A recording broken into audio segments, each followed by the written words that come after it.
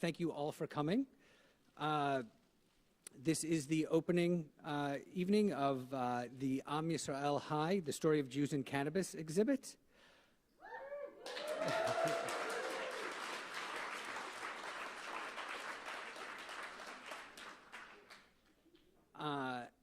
For those of you watching on live stream, the exhibit will be up through December, so if you'd like to come and visit, you have until then to see it. And if anyone is unaware of where they are, this is a YIVO Institute for Jewish Research event. And so it may be incorrect to assume that many of you have never heard of the YIVO Institute for Jewish Research, but that's what I'm going to assume. So very briefly, YIVO is a historical research institute that was founded in Vilna, Poland, which is now Vilnius, Lithuania, in 1925, with the mission to collect and study materials related to the culture of Eastern European Jews and their diasporas around the world. For nearly 100 years, YIVO has been collecting everything from traditional folklore to jokes to photographs and recordings to literary manuscripts and all manner of material culture. When YIVO moved its headquarters from Vilna to New York in 1940, for what should seem like obvious reasons, but that are complicated, it continued to collect, and we now have over 23 million documents and artifacts related to Jewish life in our archives. It is one of the largest such collections in the world. For example, YIVO's collections include dozens of rare Hebrew books that date from the 16th and 17th centuries, hundreds of Yiddish and Hebrew newspapers from the 19th and early 20th centuries, glass plate photographs from the late 1800s, thousands of Yiddish theater posters from interwar Poland, collections of Yiddish folk songs and Yiddish jokes, and thousands of original manuscripts from writers like Sholem Aleichem and Isaac Bashevis Singer, among many, many others. In short, YIVO's archives are a tour de force of documentary evidence of hundreds of years of Jewish history. But within this massive collection, there were no bongs. So, surprise, right? So a few years ago, when I happened to see a beautiful glass bong in the shape of a Hanukkah menorah, I thought to myself, this is a fine example of contemporary Jewish material culture. And since it's been YIVO's mission for the past 97 years to collect Jewish material culture, I came to the realization that this menorah bong, which represents a confluence of Jewish culture and cannabis culture, should be in YIVO's archives. I explained this to Grav, the company that makes the bong, and asked if they'd be willing to donate one to our archives.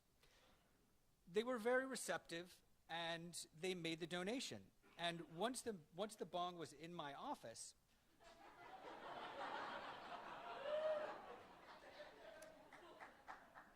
I wondered whether there were other items out there like this, and if there would be enough to create an exhibit. And after scratching the surface, it became clear that there was quite a lot of material to consider when it came to Jews and cannabis. Now, as part of the exhibit research, I delved into religious and historical aspects, from references to cannabis in the Bible and its use in ancient Israel, to hashish use by Jews in the medieval period, documented by 800-year-old fragments written in Judeo-Arabic and found in the Cairo Geniza.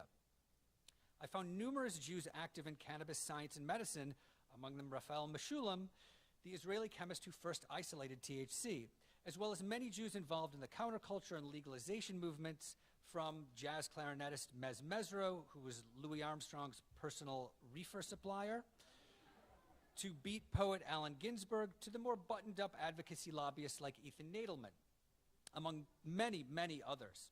There are also artifacts in the exhibit that reveal how many Jews are involved in commercial pursuits, which include companies like Easy Wider, Tikkun, Mazel Tov Farms, Houseplant, and the Phillies Cigar Company, which created Phillies Blunts, which have a Jewish heritage, so when you smoke a blunt, you're doing something Jewish. You'll find all of this and more in the exhibit. Moreover, this is the only exhibit I know of that includes a shofar that you could smoke out of. What I ultimately discovered through my research was that there were actually too many Jews to include in the exhibit, especially when it came to the significant numbers of them involved in the different fields surrounding cannabis. It turns out that the number of Jews in the cannabis industry is staggering. And unfortunately, there was simply no way to include even most of them in the exhibit. And as a result, we were only able to feature some of the major figures. And speaking of major figures, I recently asked a college-aged kid if he'd ever heard of Jack Herer. He answered, yeah, that's a great strain. I said, yes, but have you ever heard of Jack Herer, the guy? And he said, it's a guy? And so I had to explain that Jack Herer the strain Jack Herer was named for a man who was a leading advocate for marijuana legalization. And what became evident to me is that even the recent history of cannabis in this country is not terribly well known. And so another aspect of this exhibit is an attempt to include some of the people who advocated for legalization in the historical record. As more states engage in the process of legalization, cannabis becomes less of an underground cultural phenomenon and more of a substance that, wow, I don't know why that happens, and more of a substance that people consume like beer or whiskey. While this may be considered a desirable outcome, it is still important to commemorate the people who did battle with the government in order to allow others to use cannabis either medicinally or recreationally. Now, because YIVO is a Jewish institution, this was all done within a Jewish framework. But there are many others who deserve to have their work recalled. Among them are names like Ed Sanders, Tom Farsad, Keith Stroop, Dennis Perrone, Dana Beal, who I think is somewhere here.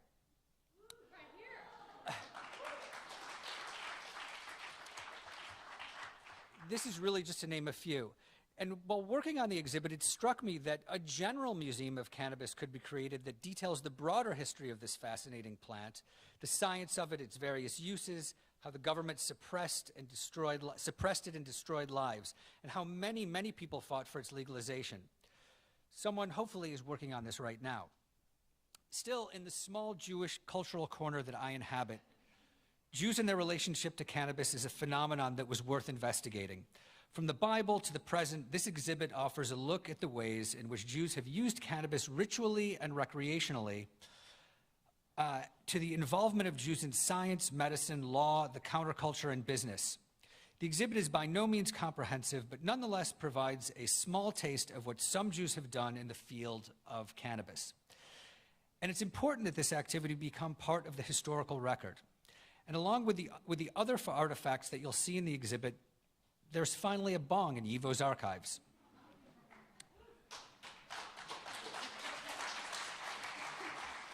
Now, before I introduce our panel, there are a few people I want to thank. First, big thanks to exhibit sponsors Dr. Bronner's and Mazel Tov Farms.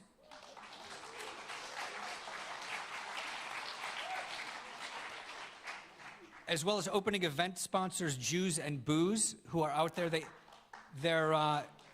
have tastings of hemped whiskey, among other things. I also want to thank many of the people who helped out with the research and or object donation, a number of whom are here. Aaron Pyman K.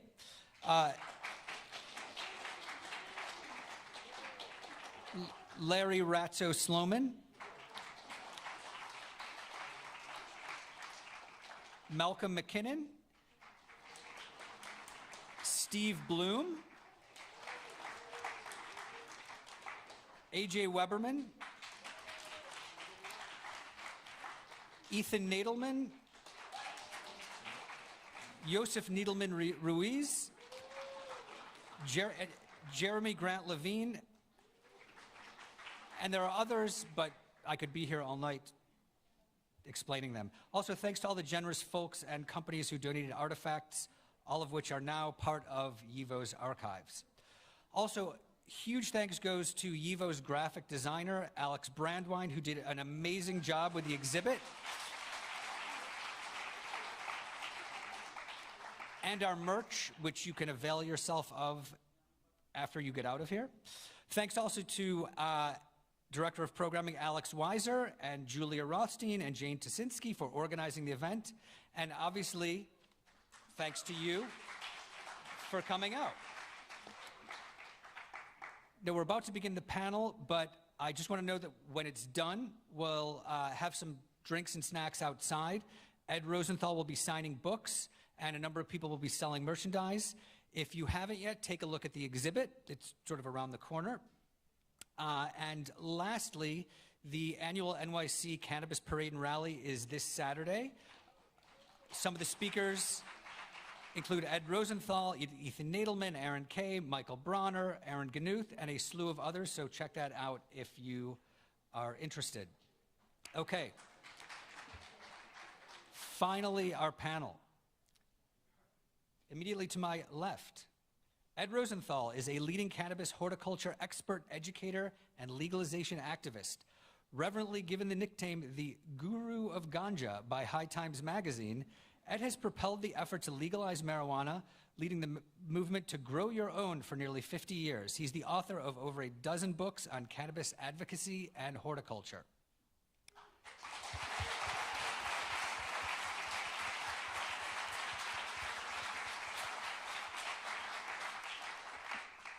Madison Margolin and she is to Ed's left, is a journalist covering psychedelics, cannabis, spirituality, and Jewish life. She is the co-founder of Double Blind Magazine and has written for publications like Rolling Stone, Playboy, and Vice, among others. She is also a co-founder of the Jewish Psychedelic Summit and host of the Set and Setting podcast on the Be Here Now network. Next to Madison.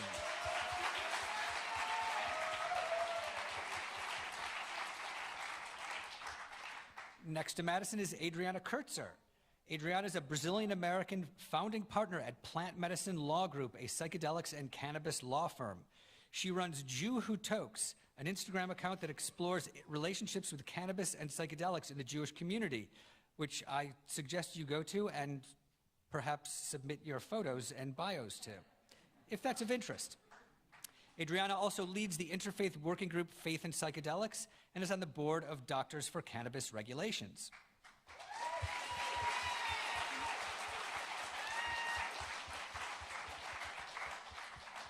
Lastly, but not leastly, is Rabbi Dr. Yosef Glassman.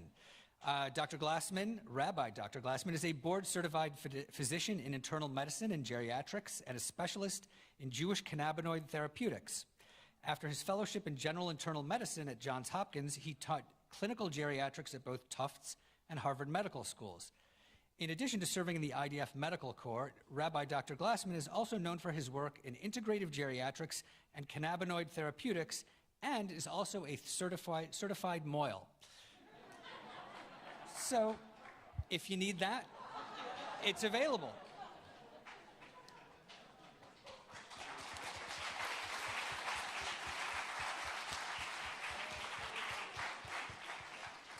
And I'm Eddy Portnoy. I'm the director of exhibitions at YIVO.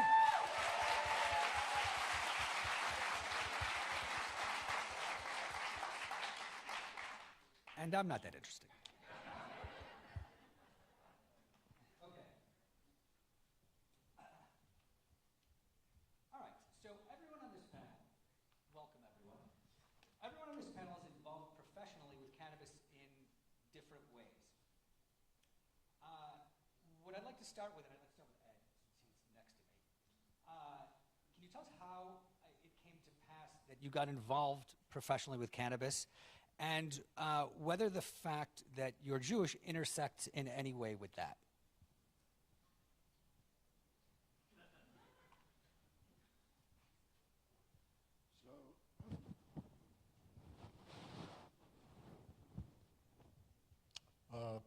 When I first met cannabis, I realized that we were going to have a close relationship for a long time.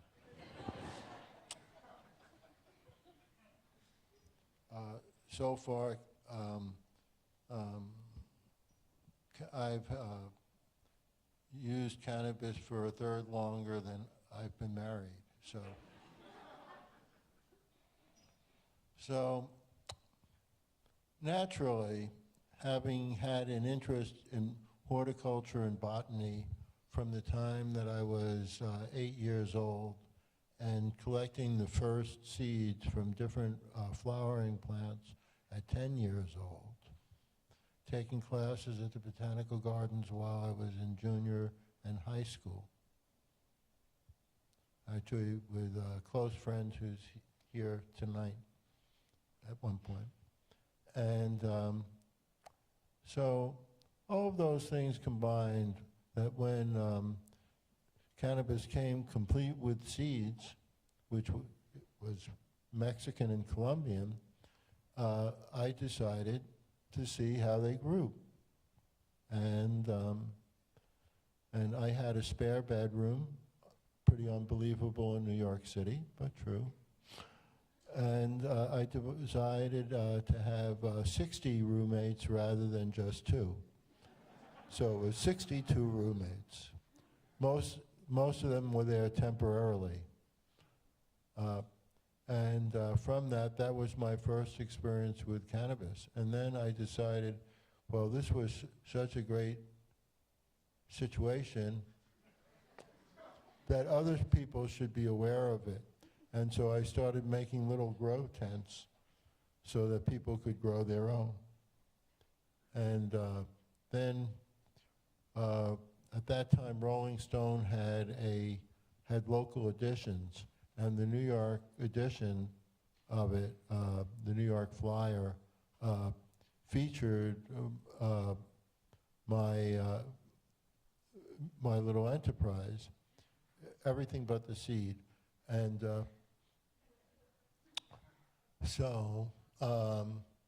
and they said, you know, we know this fellow has written an article on how to grow cannabis, and we're thinking of printing it. Would you like to review it? And I reviewed it, and it was really good. And they asked if we'd like to meet, and that was my first writing partner. And together we decided to do a book, and that book was successful. So, you know, something successful, you tend to do it again. It's been working. And so you've published how many books? I don't know. But the one thing is that first, my first publisher went bankrupt. My second publisher forgot about print runs in terms of royalties. So when the contract ended, I decided to start my own publishing company, which, so my father-in-law said to me, Ed, you know, you have a lot of talents, you could do a lot of different things. Why do you choose cannabis? Government could just pinch you out. And, well, they tried that.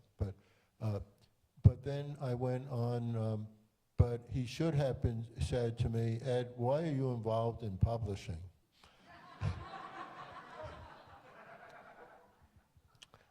I see some people here either expected royalties or tried to start a publishing company. And the thing about it, you always see these scions of trustafarians who are starting publishing companies because they want a small fortune and they have a giant fortune to start with. And I didn't realize that publishing was a rich person's game, and I wasn't a rich person. But nevertheless, everything was going well until the drug war hit its nadir, and it said, and the printing companies said that they wouldn't print my book, which is when I realized that freedom of the press is limited to those people who own the presses. You know. True. But after 6 months, I broke the blockade, and since then I haven't had that problem. But that answers that second question. Okay, thank you.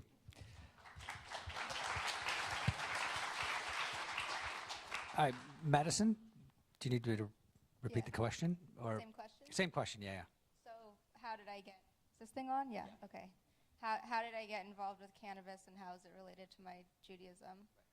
So the religion I grew up with was Judaism, and the other religion I grew up with was fighting the drug war, honestly.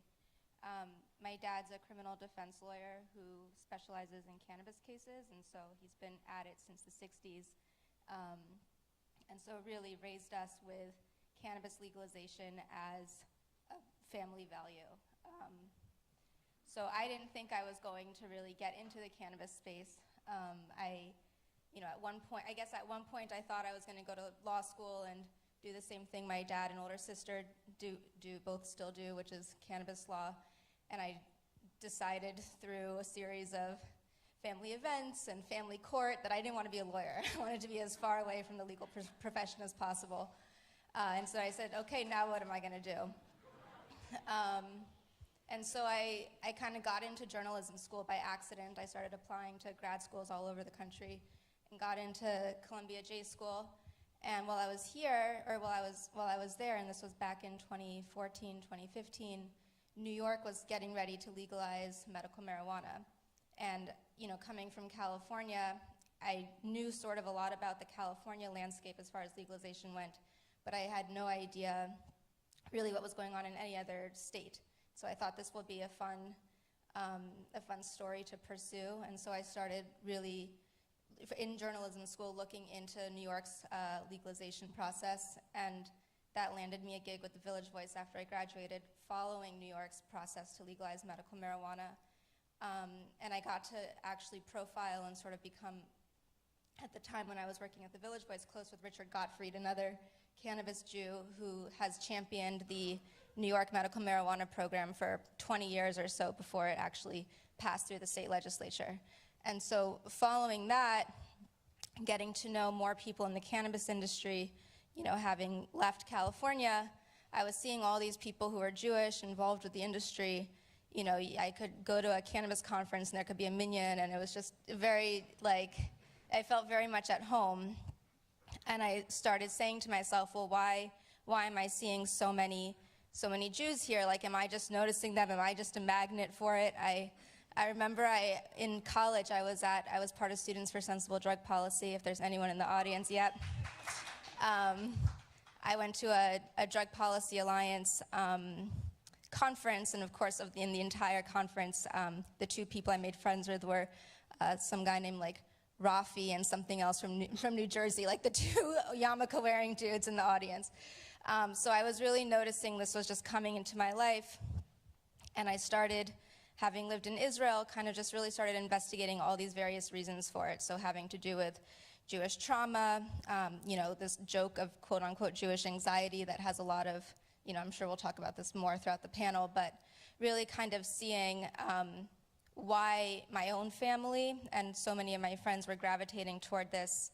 And then I was lucky enough to sort of have my own experiences with cannabis, especially before Shabbat or in conjunction with Shabbos, that I really started to see how it could, that the two could blend together, and that it could also enhance spiritual, just spiritual essence, I'll say. And so, going back home and seeing the way my family kind of interacts with cannabis, both as a medicine, but also really as a spiritual practice, and to kind of close off, my dad, who's spent a lot of time in India, he calls himself a Hindu, quote unquote.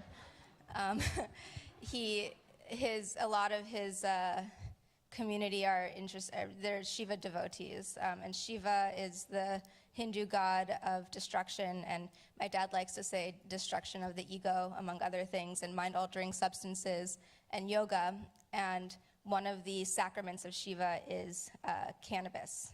So Shiva devotees will smoke it in the form of charas, like hashish, or bhang, which is like a sort of potion, or just regular flower, ganja. So he'll say sort of a bracha over cannabis when he smokes. And for him, it really is a spiritual experience. And so I've been trying to make sense of the way I grew up ever since, and it's really been my muse in journalism. So I think that answers it. Thank you.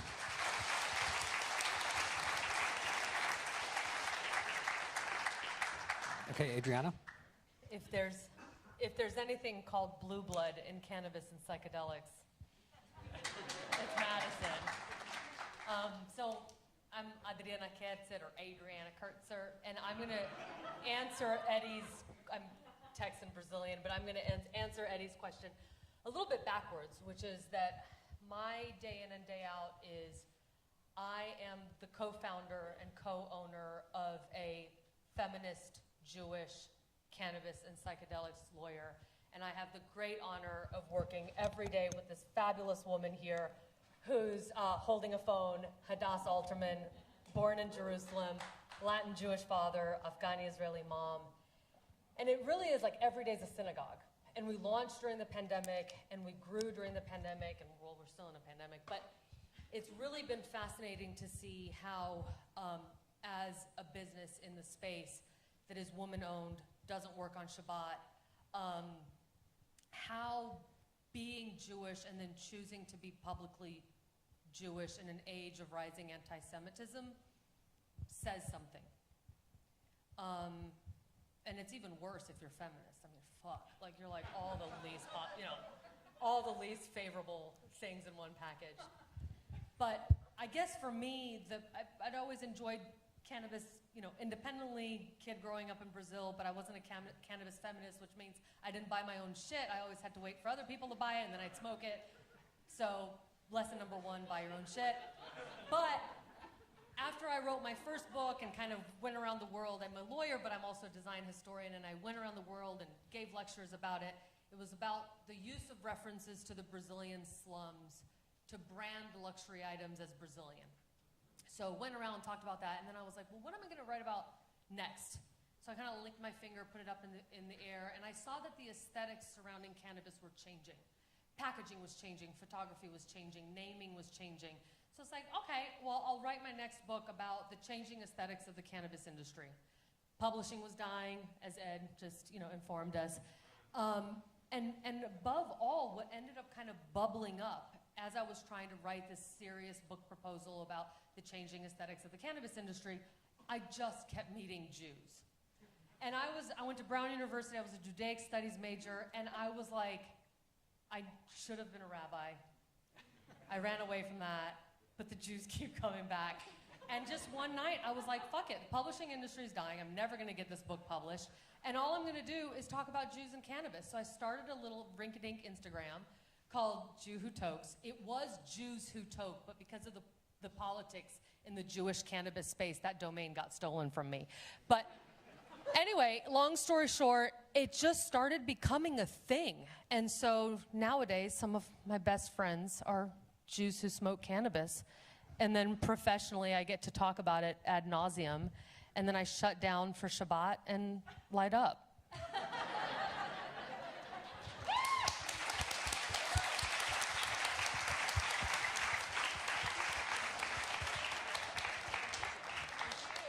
Okay, Rabbi Dr. Glassman.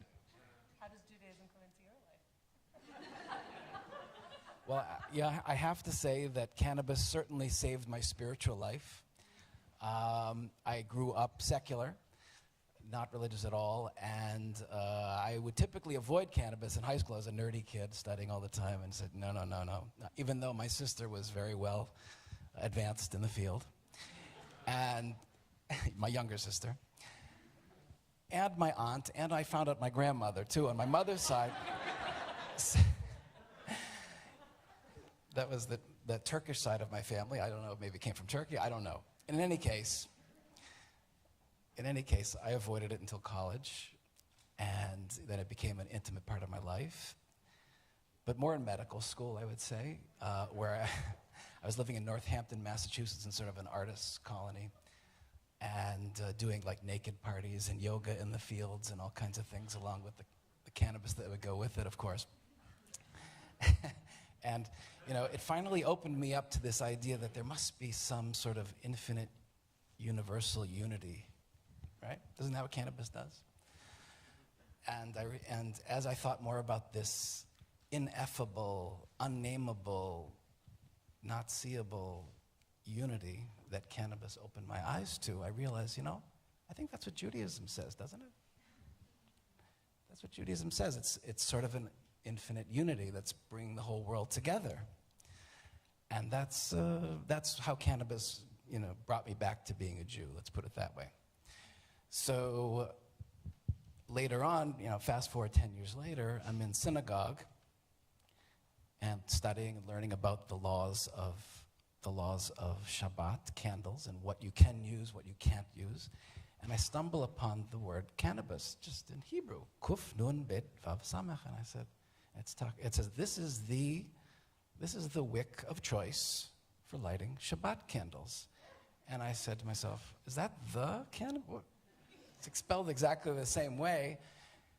And I'm asking my rabbi, and he's like, yeah, that's what it is, yes. Yeah. And I'm looking it up in the Jastrow dictionary, which is from the 1920s, and so I figured they were sort of unbiased. And yes, indeed, that was the thing. So I said, well, there's got to be something to that, because this is how I got here. So that's been the short version of my journey. And I know it's in the Jewish DNA for sure. And it's very interesting that it says in the Ber Hetev, which is a commentary from the 1800s on the Shulchan Aruch, which is the code of Jewish law, and it says, it is very well known that Jews seek out cannabis. Very well known.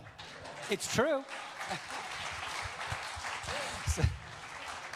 And it's giving a warning, so be careful. If someone tells you it's cannabis, be careful. They might be just trying to get the price up. So you'd have to really check it out and make sure that's what it is. So anyway, Jews always has been involved in it for thousands of years. And here we are today. This is a dream come true. So thank you for inviting me, Eddie, and thank you for everybody for being here. It's amazing. My pleasure to do it.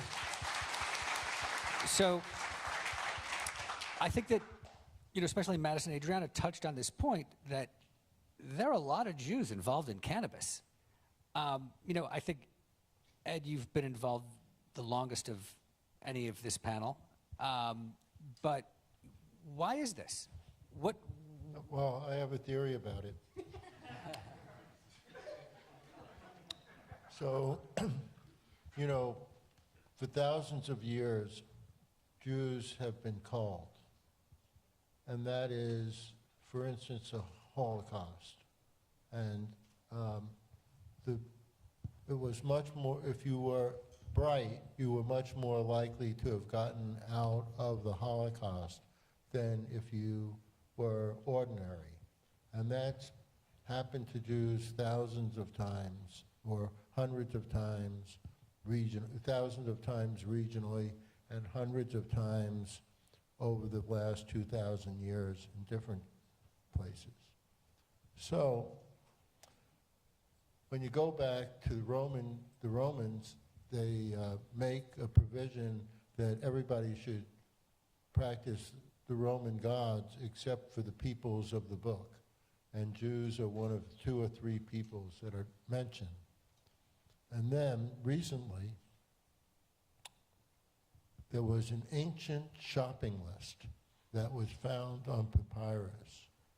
In other words, somebody wrote out a shopping list. Now, the person who went to the store to buy the goods 2,000 years ago obviously was literate. So that meant the average person, the servants, were literate. And because of those 2 different circumstances, Jews have been, they value intellectual culture perhaps more than football. You know all the famous Jewish football players, right?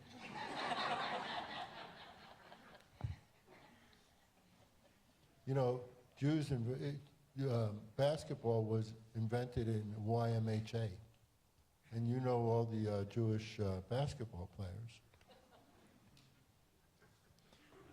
Oh, they're the basketball player managers. I'll agree with that, and I'll say that I think there's a comfort that we have with the taboo crevices of the world. But that, I was going in a different place. Oh, I interrupted, sorry. And it's this, that other drugs, alcohol, the opiates, are all dysfunctional. They make you dysfunctional. And what cannabis does, Huxley said that what cannabis does and psychedelics do is stop the brain, or they inhibit the brain's ability to filter out bad thoughts. So you know how when you're high, really high, or you're taking psychedelics, you get 1,000 different thoughts that you can only remember 2 or 3 of? But that's what's doing it. It's that brain filter has been, that you've learned all your life to censor out anything that doesn't fit into the paradigm. That's broken, and then you get creative. And that's what Jews love about cannabis. And you can talk about all the sociological things of it, being on the periphery, which I know you're going to do. They don't say, oh, I'm on the periphery, so I should use cannabis. They say, no, I like this drug's or this herb's effect on my brain and what it does to me. And if I didn't like it, I don't care what the sociology is, and that's why more of a preponderance of Jews like it, because it's an intellectual drug.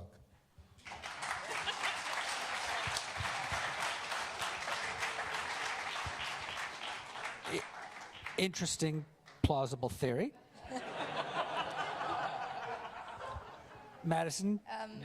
I mean, in my reporting, both growing up with my dad's always said, he wants to defend the underdog. And I think a lot of the people, until legalization, who've been involved with cannabis, both as, growers or dealers or people who really put their liberties at risk in order to promote the, I'll say, traditional market, and the underground officially is how the rest of the world calls it.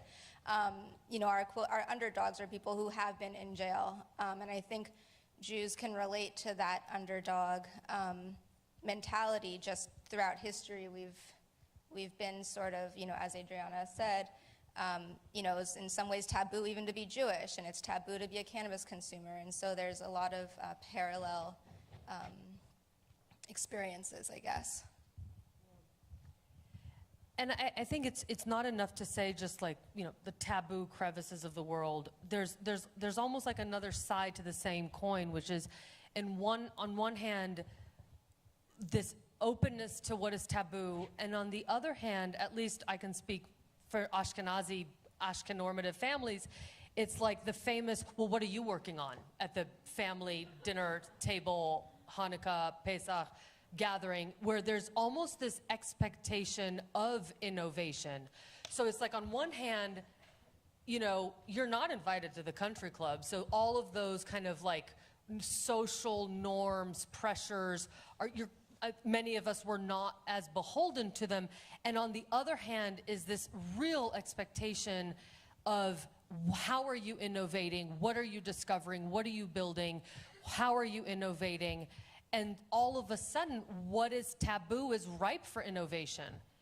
And innovation is possible. And then I do think there's something to be said, since we're among patrician company, as we would say in Brazil, that it's easier to do business in gray markets where ethnic ties exist. So then all of a sudden you've got a reinforcement where if something is not fully legal or something is transitioning, or there's something that like a straight up contract isn't fully going to protect you or your reputation, those ethnic ties, that ease of negotiation, that also fact that you're a part of a community that if you misbehave, there might be some consequences. I don't know, all of that kind of mixes together to me to make it a very Jewish reality. Great question. I am going to go out on a limb, but I'm absolutely convinced that we're involved in this because it's part of our primal memory, meaning that when we all hear our souls, we're at Mount Sinai, at Har Sinai. It says that all the Jewish people to this very day were at Mount Sinai when the Torah was given, and we were standing around the mountain, and it was a stark mountain in the desert. It was nothing fancy, rock, sand. But suddenly, it says in the Midrash, that it turned green. Suddenly, things started sprouting from the mountain, and a fire came down from heaven and started burning that green. And smoke went straight up to heaven.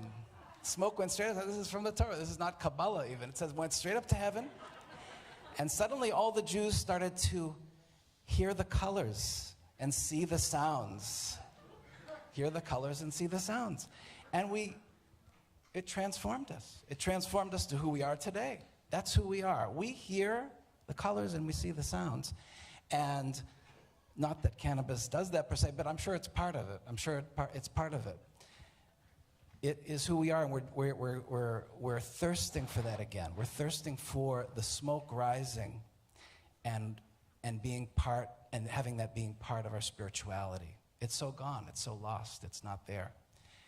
And it's really part of our essential being. It's a part of who the Jews are. We need that smoke rising, so to speak, going up, being part of our ritual. That was the holiest ritual in the temple. The holiest. It was the most important thing, was the burning of the incense, which likely had cannabis in it. It wasn't the only thing in it, but it was part of it. Very likely. Again, it's kept a secret, by the way. It's kept a secret. We're starting to think that the secret is out. But in any case, it made everybody very happy. Everybody was so happy there. It says it in the Zohar. Everybody was thrilled. God was happy. The Jews were happy. We were all connected. We were all friends. It was great. Excellent. So I want to get back to this spirituality issue, but I just want to point out something that Adriana mentioned, and the issue of ethnic networks and the fact that Jews were able to communicate with one another and felt more comfortable in that kind of business environment. You had another aspect, and I'll just put on my historian's hat for a moment. You had this other aspect where for hundreds, thousands of years, in the diaspora, Jews were shut out of various occupations. They were not permitted to join craft guilds. They were often not permitted to own land. And they were limited to certain types of occupations. As a result, they had to scramble financially. They had to figure out ways to make money that were not necessarily on the level. And so the gray markets, the black markets, were often very functional places for Jews to work. And so you can think of things like bootlegging, where Jews were heavily involved. You can think of industries with untested technologies, like the early recording industry, the early film industry, even the comic book industry, that were heavily dominated by Jews. And so the cannabis industry, porn industry, the right, phone sex industry, the guns dealing industry. all kinds of sort of gray market areas where, even in even in North America, where, Jews are seemingly free to do whatever they want, they often gravitate toward these gray areas. And it's sort of, it's an interesting idea that this happens this way. Now, the spirituality aspect of cannabis, and I agree with what Ed says. Jews have this sort of drive toward intellectuality, but Jews, of course, also have this spiritual component. So, what is it about cannabis? Maybe. Rabbi, you could tell us what are the origins of cannabis in Jewish traditional culture, if at all, and what kind of innovation is happening now to integrate cannabis in Jewish ritual? That's a great question. I wish more, but yeah, certainly, like I said, the incense, it was called the Ketorah Tasamim, which means the incense that had samim, which are really drugs, okay? That was the samim, right? In modern Hebrew, at least it means drugs, but it was a medicinal drug. It was a medicinal incense that was burned. It was very powerful. It says in the Zohar that it had the strength, the spiritual strength, to break through all four spiritual worlds that exist, we're in the lowest spiritual world, and there are 3 others above us, and it could connect all spiritual worlds. Again, this incense, it had such a powerful smell, a powerful effect on the brain, on the psyche of the people, so to speak. It caused extreme happiness amongst the people, to be unified, to be joyous. And so cannabis, where does that fit into that? We think, there are stories, we talk about cannabosum, you see in the exhibit, cannabosum, fragrant cane. It sounds like cannabis, certainly. No rabbi will tell you that it was. I can guarantee you that there are so many translations for what it is, may be, so on and so forth. The bottom line, it was a secret what it was. That's why we don't know what it was. And it was purposely kept a secret. It was the 12th spice. There were 11 spices in the Ketores, and the 12th was secret. And it was kept by a certain family. They knew how to make it. They didn't tell anybody what it was. And when the second temple got destroyed, the secret went with them. The rabbis were very upset that the secret went with them. You had to tell somebody because look what's happening. We're going to lose this very important tradition. It got lost. The bottom line is, we're thinking maybe this might be it because it sounds like a cannabosum. Certainly cannabis is in like I said, the Shabbat candles. It's the first choice for Shabbat wick. It's written in the strictest form, too. In other words, it says that you must use cannabis wick. Someone who has them must use them because that is the most important wick. It was the most important type of fabric from days old, and so on. So there are many uses, many Jewish uses for it. It was considered a very important fabric. Joseph, in the coat of many colors, when he was the viceroy of Egypt, it says was wearing a cannabis robe that Pharaoh gave him. So it was a sign of royalty, so to speak, a sign of importance, wearing cannabis clothing. So we know it's part of our tradition, so to speak, in terms of importance. So again, what it was again remains a mystery, but there are some stories about it. There's an interesting story from a little boy who was picking weeds or herbs in the field of Jerusalem after the second temple got destroyed. He was picking them, and one of the rabbis comes up to him and says, "So what are you doing?" They saw he was laughing, he was crying, he was laughing, he was crying. What's going on here? And they asked him, why are you crying? And he said, well, look at the temple was destroyed. The temple was destroyed. Second temple. And Rabbi says, okay, why are you laughing? And the boy says, well, it's in order for the third temple to be built, the second one has to be destroyed. So I know that that's a good sign that the third and final temple will be rebuilt. And he says, okay, I understand why you're crying. I understand why you're laughing. Why are you crying and laughing at the same time? Crying and laughing at the same time. He says, well, I'm picking this smoke-raising herb. It's called male ashan, which is thought to be equivalent to the cannabosum, to cannabosum. So it was this herb that made him laugh and made him cry at the same time. So it's a very, it's telling what that may be. Let's put it that way. Interesting. And bringing it to today, again, Shabbat candles, can it be fully integrated?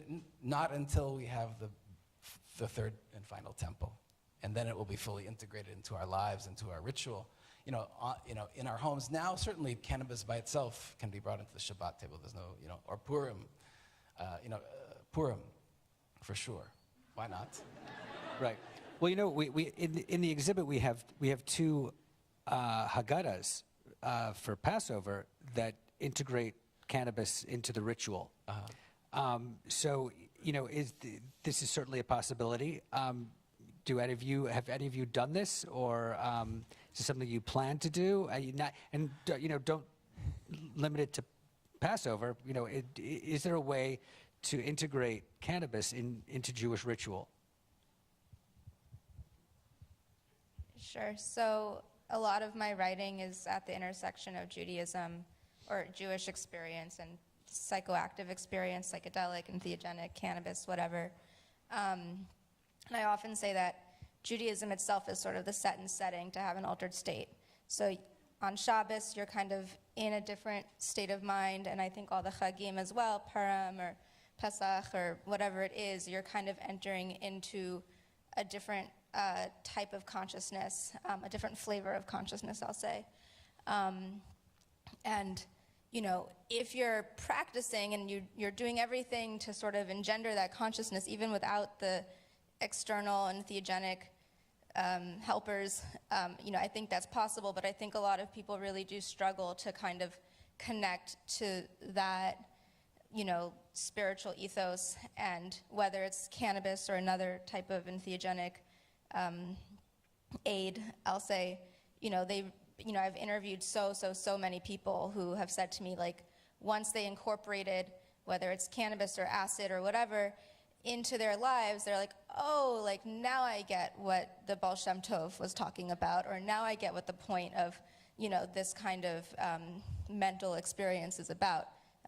For those who maybe don't know, the Baal Shem Tov was the kind of founder of the Hasidic movement, who was actually said to smoke out of this enchanted pipe that would, and Rabbi, correct me if I'm wrong, they would give like an aliyat neshama, like raise the soul sort of, and Right. it would show you worlds, and God knows what was in this pipe.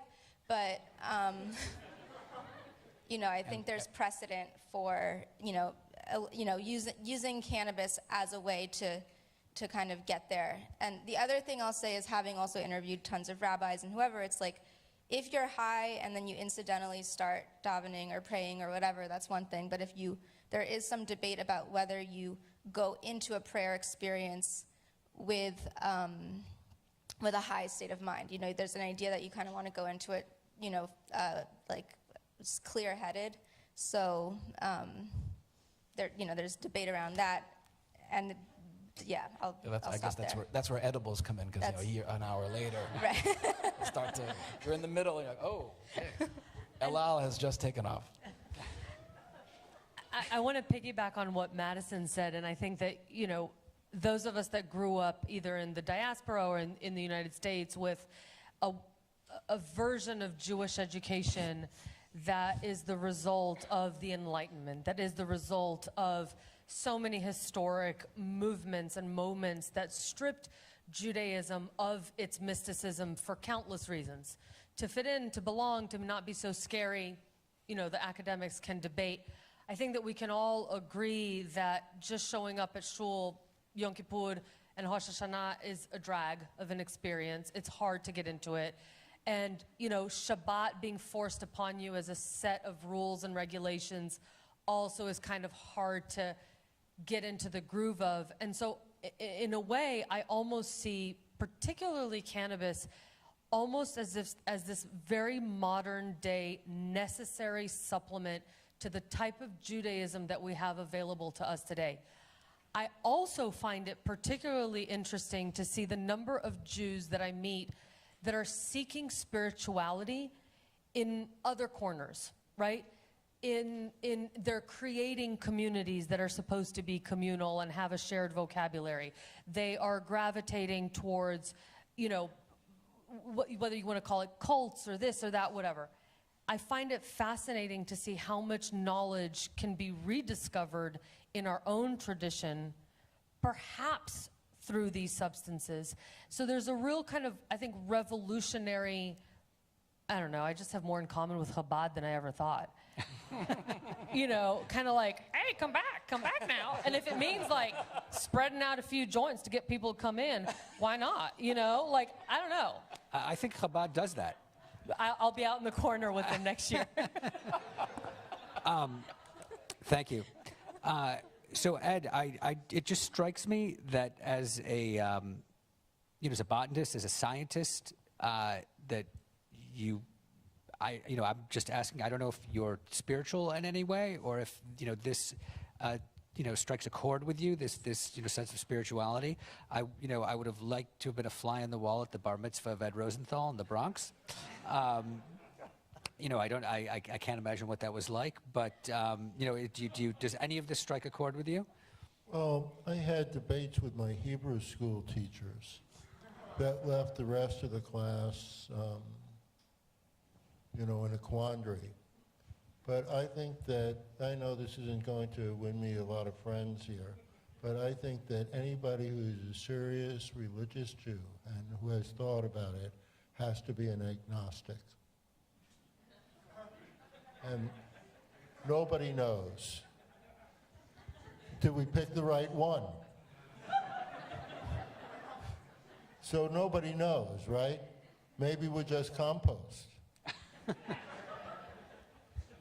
Nobody knows, right? So you have to be an agnostic. I mean, on the one hand, you have the Bible that says 5,000 years, and you have scientists, and I tend to trust scientists a lot. I don't know about that. But not unlike many Americans, but I tend to trust scientists more than I trust spiritualists. And the scientists say it's 5 billion years. It's a little more than the 5,000 years. So there's a lot of contradictions there. And that's why I say it. So I'm as much a religious Jew as Einstein was. Okay. And what he was saying was that we're all humanity, that we're all in it together. God or no God, here we are. We're all brothers and sisters and cousins, that we know that we all came from the same mother maybe 600,000 years ago. It's true. From one, all of us came from the womb of one mother. Or, and then she might have had some more females, and that was it. And here we are. And so, what Einstein said is we're all here together, and if we make a mess of it, the world will still exist. Humans might not, but the world will exist.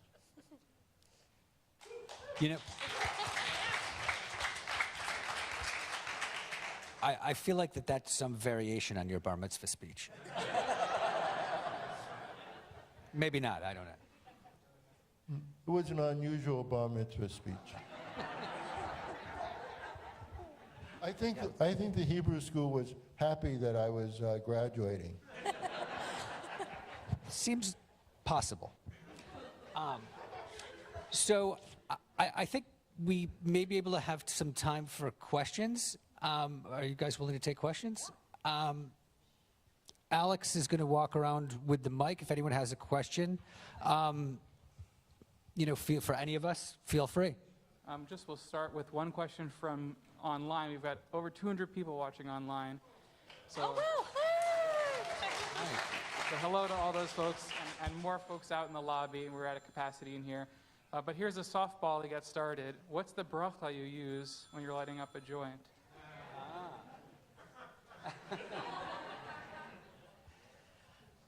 Good question. There's no particular bracha on that, but there is a bracha certainly for smelling the cannabis, there's no question. Borei asbei basamim, right? Baruch atah Hashem Elokeinu melech haolam borei asbei basamim. But that's not for smoking, that's for smelling it, per se. But then you can smoke it, certainly, yes. Right? Before Shabbos, though, before Shabbos. Oh, sure. So there are 4 tremendous marijuana advocates on stage, probably 5, but I don't want to out this guy here. This isn't specifically a Jewish question, but to people who've been working in this field for so long, what do you, especially now that marijuana in New York is, decriminalized and the whole island reeks at all times, what do you have to say to people who try it and they're just like, I don't get it. I don't like this. It makes me paranoid. I wind up eating a giant bag of pretzels. I got a headache afterwards. It's not for me. I just don't dig it. What are you? I mean, you're selling the stuff, so you clearly must have something to say to that. But I don't sell the stuff. No, I'm saying. But okay. But what I would say, don't use it. If you don't like it, don't use it. That's what I would say.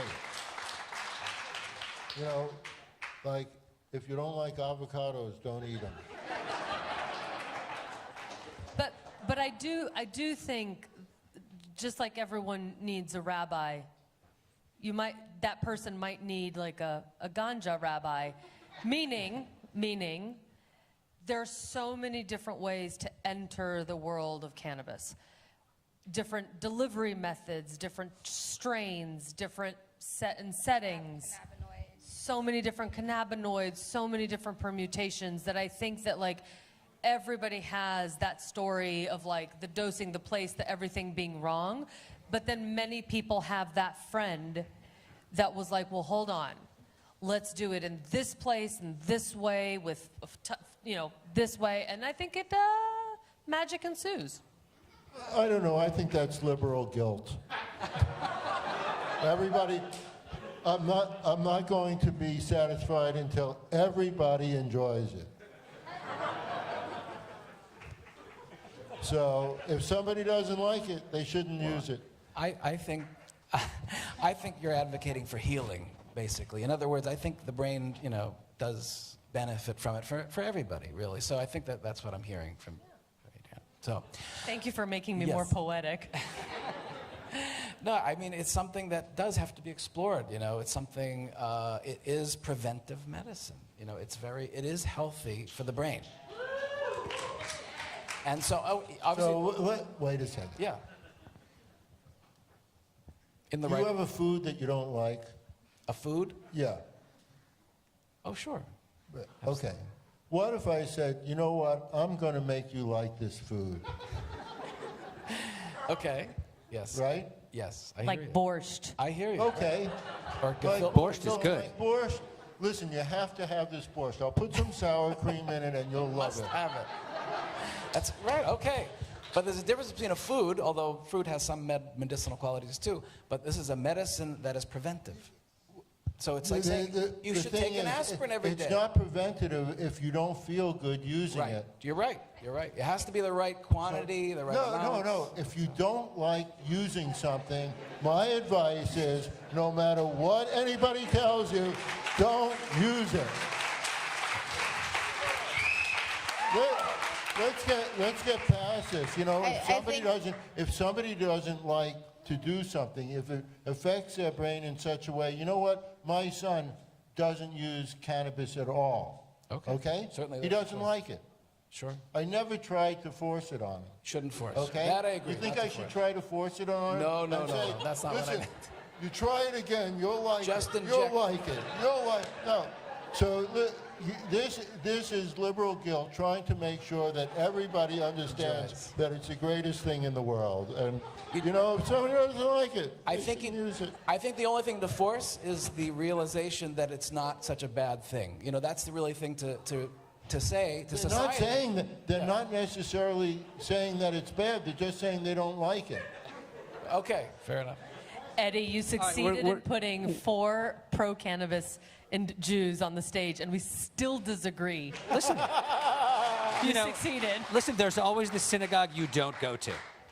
That's inevitable. All right, so we'll have to agree to disagree. So next question. We actually agree, so it's okay. No, you don't. You don't agree. That's correct. We're not agreeing. So, Eddie and Adriana both mentioned this idea about Jews being drawn and or forced at certain times in our history towards occupations, trades, practices that are on the margins of society and oftentimes of the law because of our subjectivity in various cultures.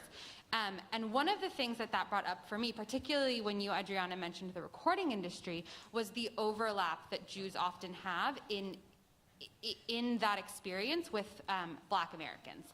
And so I'm really curious now, especially knowing what we do about the war on drugs and about the stated explicit goals of the war on drugs with respect to Black people in this country. What do you think that our role is as Jews involved in cannabis, legalization of cannabis, the commercialization of cannabis. How do we act in integrity and in right relationship with Black Americans around this, with this issue?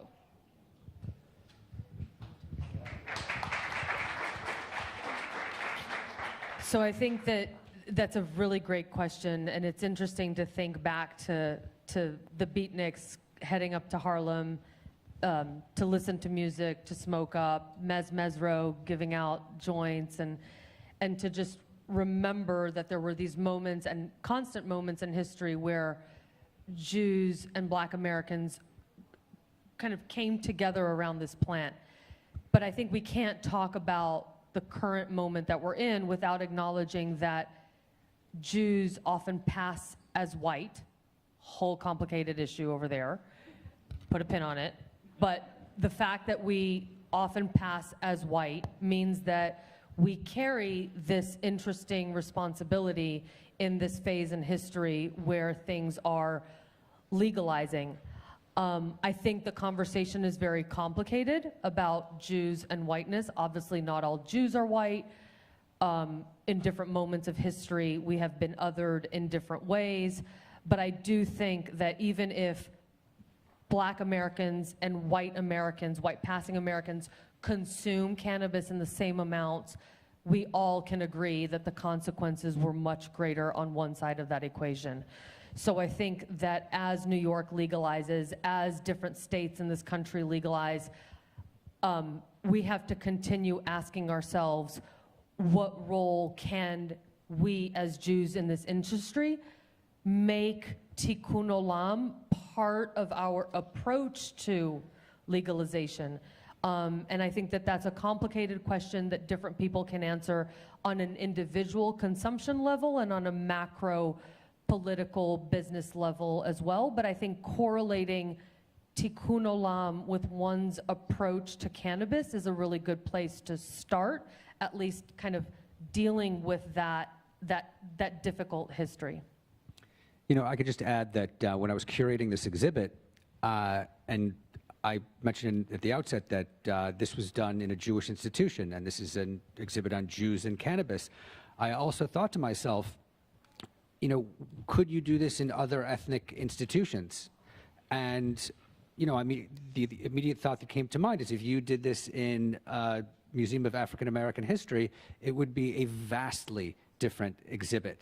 And there would certainly be, there would certainly be innovation and commerce and spirituality, but you would have such an intense focus on the drug war and the damage that wrought, in, you know, on so many different lives in so many different ways.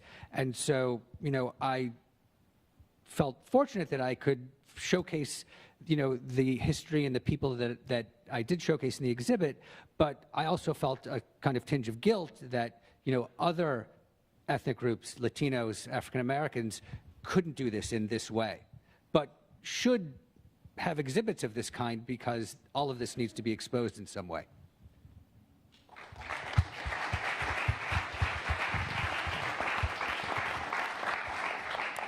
This has been fascinating. Thank you all so much. I have a question that maybe dovetails a little bit with the Tikkun Olam thing, which is as there's been a movement to make kosher meat perhaps more ethical, and there's been a move to certify, you know, whether your kosher meat is not exploiting workers, is not exploiting animals.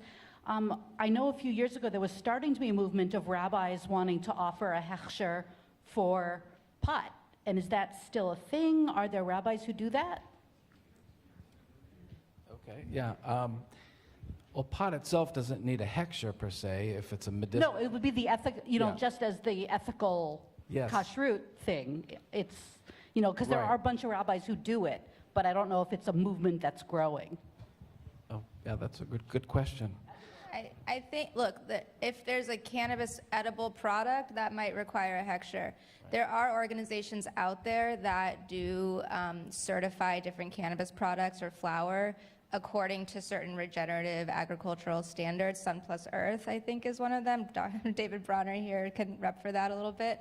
And so really, like, this isn't really a Jewish question as beyond just like tikkun olam, like let's make the world a better place and like not hurt the environment while also supporting the cannabis industry. So I think really you want to be an educated cannabis consumer, like really query the brands that you're buying from, like how is the cannabis grown, who's growing it, like how are the employees treated, like what's the demographic composition of the companies that you're buying cannabis from, you know, especially if you're in a state that is quote unquote legal or whatever. And, you know, again, especially in New York, you know, we're seeing a lot of, you go to Washington Square Park, there's a lot of sort of like gray market, underground cannabis providers there. You know, a lot of that bud actually comes from California. But again, just ask yourself who you're supporting, including among the who includes the earth itself, when you're making your buying decisions. So it's an ethical lecture, not a religious one. Okay, we have time for one more question. Thank you so much. This is outstanding and outrageous and wow. And another ethnic group that is totally ganja related is Rastafari. So, and that's a circle I move in a lot. And just to point out, Ras is like Rosh, it means head in the Ethiopian language, and Tafari is like to ferret. So one thing they have always said, and I cannot find the source, and I want to believe it, so maybe the rabbi or anyone else on the panel can say. They always say that herb was found on Solomon's grave. And that's one of their basic reasons as to why it is the healing of the nation, and it's as magical and medicinal and healing as it is. Anyone, any sources? Not that I'm aware of. There's no direct reference to these. It certainly is a possibility. Certainly was found, burnt cannabis was found in some altars in Israel, in ancient Israel, from about 700 BCE. So it was there. Now, it was there, and that was the time of the first temple, Solomon's temple, yeah. But, again, it's a lot of, that's archaeological evidence, and what else can I say? You know, unlike David, Solomon, who was a very charismatic person, Solomon wasn't too charismatic. And he was also, he killed his brothers and half-brothers. He killed most other members of his family, and he ran a tyrannical, overtaxing state to sponsor his grandiosity. So I don't think that God would choose Solomon to give blessings with. Again, these are unverifiable stories. I like the dissent. I'm pro dissent. So please join me in thanking our panel.